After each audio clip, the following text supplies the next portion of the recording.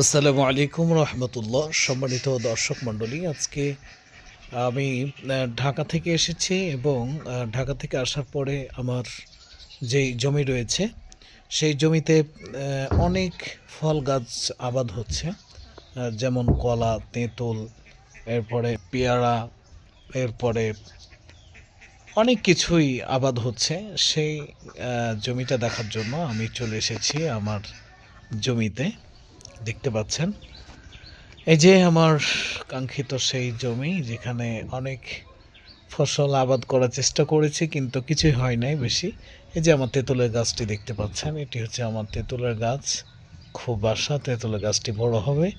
সেই তেঁতুলের গাছ থেকে আমরা অনেক কিছু খাবো, ফুচকা খাবো, এরপরে তেঁতুল আচার খাবো। এই যে আমার এই গাছটি দেখতে পাচ্ছেন, এটি হচ্ছে হিমসাগর আম বলে চাপায়ের, সেই হিমসাগর আম।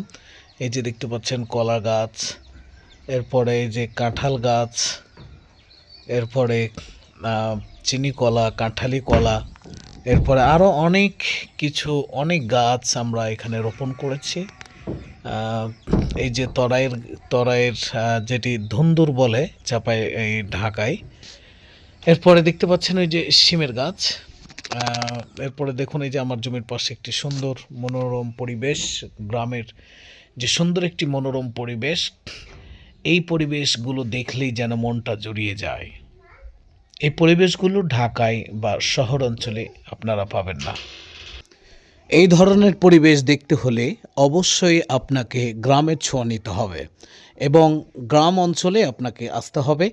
গ্রামের যেই সুন্দর মনোরম সবুজ প্রণালী দিয়ে ভরা, যেন মনে হবে জান্নাতের এক মহাপরশ। এই পরশ পেতে হলে অবশ্যই আপনাকে গ্রামে আসতে হবে।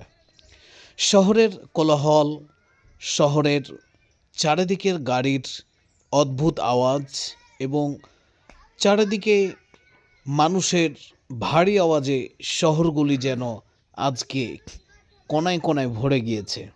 এই জন্য শহরের ভিড়ে আপনি এইরকম প্রশান্তির জায়গা পাবেন না। এরকম প্রশান্তির জায়গা পেতে হলে অবশ্যই আপনাকে গ্রামে আসতে হবে। এই যে আমাদের দেখতে পাচ্ছেন, এটি আমাদের গরুস্থান, যেখানে আমাদের গ্রামের সমস্ত মানুষদেরকে দাফন কাফন করা হয়। এই সুন্দর মনোরম পরিবেশের ভিতরে আমাদের গরুস্থান।